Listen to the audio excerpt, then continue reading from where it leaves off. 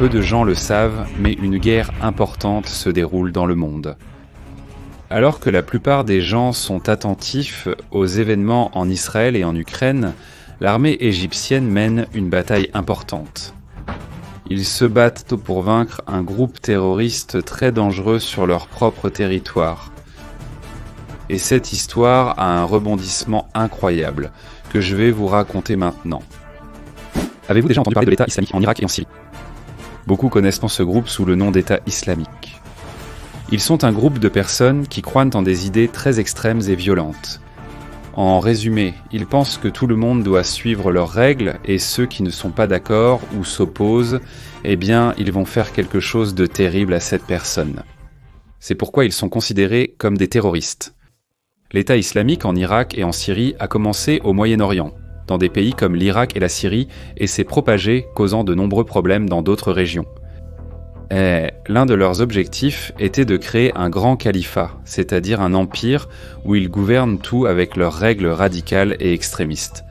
D'accord, mais quel était le lien de ce groupe terroriste avec l'Égypte ? Eh bien, en 2011, quelque chose de très important s'est passé en Égypte et dans d'autres pays du Moyen-Orient. C'était une période appelée le printemps arabe. Pendant cette période, une série de protestations et de révoltes ont eu lieu dans plusieurs pays. Les gens étaient mécontents et sont descendus dans la rue pour exiger des changements dans leur gouvernement. En Égypte, par exemple, le peuple en avait assez du gouvernement du président Hosni Moubarak, qui était au pouvoir depuis 30 ans, et à juste titre. Il n'était pas un président ordinaire, mais un politicien autoritaire qui voulait tout contrôler et ne pas laisser le peuple participer aux décisions. Et comme on peut l'imaginer, les gens voulant plus de liberté et plus de droits ont décidé de protester. Les protestations ont mené à la chute du gouvernement de Moubarak. Et cela a créé un gros problème. Le pays est devenu assez incontrôlable. Plusieurs personnes ont commencé à lutter pour le pouvoir. Quand un pays est confus et désorganisé comme ça, il est sans facile pour des groupes dangereux, comme l'État islamique en Irak et en Syrie, d'apparaître et d'essayer de profiter de la situation. Un scénario très similaire se déroule à Gaza. Lorsqu'Israël a quitté la région en 2005, en l'espace de 2 ans, le Hamas a pris le contrôle. Et dans le cas de l'Égypte, c'est exactement ce qui s'est passé aussi. Et le théâtre de cette histoire est le Sinaï, une région de l'Égypte remplie de déserts et de montagnes. C'était l'endroit parfait pour que l'État islamique en Irak et en Syrie commence à s'établir. Le Sinaï est une zone très importante car elle est assez proche de lieux stratégiques comme la frontière avec Israël et Gaza. De plus, le canal de Suez, qui est un canal par lequel passent de nombreux navires importants pour le commerce mondial, est également à proximité. Donc si l'État islamique en Irak et en Syrie parvenait à contrôler cette zone, ils auraient un pouvoir énorme, non seulement sur l'Égypte, mais aussi sur le commerce mondial. Le terrain montagneux est également parfait pour se cacher. Vous souvenez-vous d'Osama Bin Laden ? Il se cachait souvent dans les montagnes. Cependant, le Sinaï a longtemps été une région quelque peu négligée par le gouvernement égyptien. Peu de gens y vivent et le gouvernement n'a jamais accordé beaucoup d'attention aux personnes qui vivent dans cette région, comme les Bédouins. Je vais expliquer à leur sujet, mais l'important maintenant est de savoir que, étant un endroit un peu abandonné, le Sinaï est devenu une cachette parfaite pour les groupes armés et les contrebandiers. Lorsque l'État islamique en Irak et en Syrie est arrivé au Sinaï, ils ont commencé à attaquer plusieurs villes, à faire exploser des oléoducs, ces grands tubes qui transportent du pétrole, et même à attaquer l'armée égyptienne. Cela est devenu un gros problème pour l'Égypte. Après tout, elle avait déjà des difficultés à cause du désordre politique causé par la chute du président Moubarak. Alors, l'armée égyptienne a décidé d'agir et a lancé une opération militaire appelée Opération Aigle en 2011. Ils ont envoyé environ 2500 soldats, des chars, des hélicoptères et même des forces spéciales dans le Sinaï, dans le but de mettre fin à l'État islamique en Irak et en Syrie et de reprendre le contrôle de la région. Au début, l'armée pensait que ce serait une mission rapide. Ils pensaient maintenant qu'avec toute leur puissance militaire, il serait facile de vaincre les insurgés, un autre nom pour les rebelles, ou militants. Mais les choses n'étaient pas aussi simples. Vous souvenez-vous de ce que j'ai dit plus tôt sur le terrain ? Le Sinaï est un endroit avec une géographie très difficile. Il y a des déserts, des montagnes et il est très facile de se cacher là-bas. L'ISIS connaissait très bien le terrain et utilisait cet avantage pour se cacher et planifier des attaques surprises.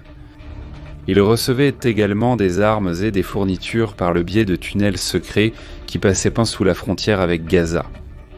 Cela rendait très difficile pour l'armée égyptienne de trouver et de vaincre les insurgés.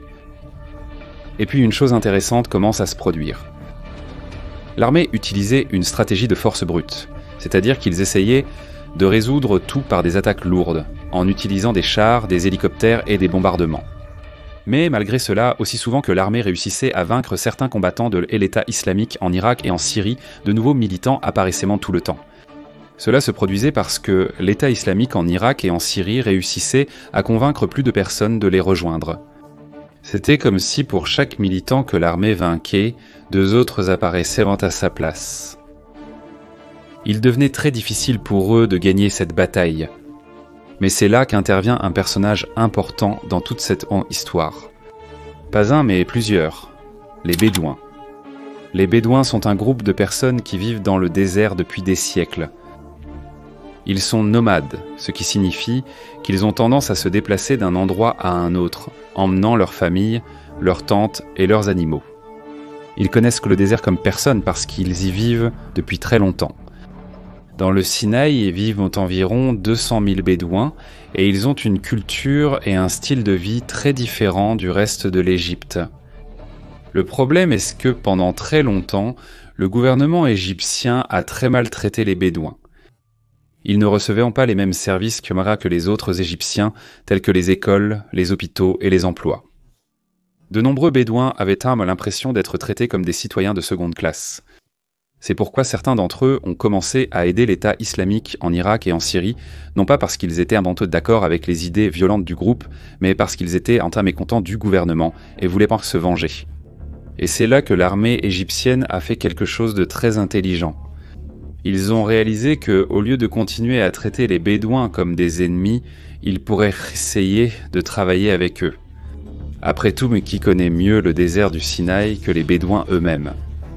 C'est alors que l'armée a formé une alliance appelée Union des tribus du Sinaï, qui a réuni les leaders bédouins et l'armée pour lutter contre Isis. Ce fut un tournant majeur dans la guerre. Avec l'aide des Bédouins, l'armée a commencé à découvrir où Isis se cachait et comment ils obtenaient leurs armes. Les Bédouins ont montré les routes de contrebande et les tunnels secrets que Isis utilisait pour apporter des armes et de la nourriture. C'était très important car maintenant, l'armée savait où attaquer.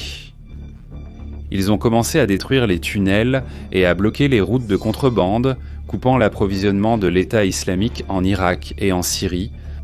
De plus, l'armée égyptienne a également bloqué les routes maritimes, c'est-à-dire les voies maritimes que l'État islamique en Irak et en Syrie utilisait pour apporter des armes de Libye et d'autres pays. Ils ont utilisé des navires pour empêcher ces cargaisons d'arriver au Sinaï. Sans armes et sans nourriture, l'État islamique en Irak et en Syrie a commencé à s'affaiblir. Et avec les Bédouins du côté de l'armée, il est devenu beaucoup plus difficile pour l'État islamique en Irak et en Syrie de se cacher ou de recruter de nouveaux combattants. Vous souvenez-vous du revirement dont je parlais en introduction ? Jusqu'ici, vous pourriez penser que c'est juste une histoire de guerre avec des soldats luttant contre des terroristes. Mais le secret de cette histoire est que l'armée égyptienne n'a pas gagné cette bataille uniquement avec des chars et des bombes. Ils ont gagné parce qu'ils ont réussi à conquérir les gens. Le grand tour de passe-passe a été de gagner la confiance des Bédouins, le peuple local. Et quand les Bédouins se sont retournés contre l'État islamique en Irak et en Syrie, le groupe a perdu son soutien le plus important. Avec l'État islamique en Irak et en Syrie affaibli, en 2021, l'armée égyptienne a réussi à éliminer l'un des leaders les plus dangereux du groupe, nommé Salim al-Hamadim. Il était très recherché par le gouvernement et sa mort a été un énorme coup pour l'État islamique en Irak et en Syrie. Après cela, le groupe s'est davantage affaibli. Et en 2023, le président égyptien Abdel Fattah al-Sisi a annoncé que la guerre contre l'État islamique en Irak et en Syrie dans le Sinaï était terminée. Le groupe était vaincu et le Sinaï était enfin en paix. Mais l'histoire ne s'arrête pas là. Le gouvernement égyptien a également réalisé que, Pour éviter que quelque chose comme cela ne se reproduise, ils devaient améliorer les conditions de vie dans le Sinaï. Ils ont promis d'investir beaucoup d'argent pour construire des écoles, des hôpitaux, des routes et apporter des emplois dans la région.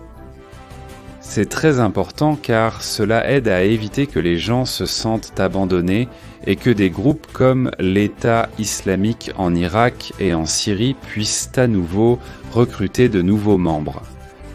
Alors, que pouvons-nous apprendre de cette histoire ? Que parfois pour gagner une guerre n'est pas seulement une question d'utilisation de la force. L'armée égyptienne a réalisé que, pour vraiment gagner, il devait en gagner le soutien du peuple. Et c'est ce qui a fait toute la différence. Et en parlant de gagner du soutien, avez-vous entendu ce que l'Australie a décidé de faire pour aider l'Ukraine ? Nous avons fait une vidéo très intéressante à ce sujet que vous pouvez regarder maintenant en cliquant sur la vidéo qui apparaît maintenant au centre de votre écran. Merci d'avoir regardé et à la prochaine.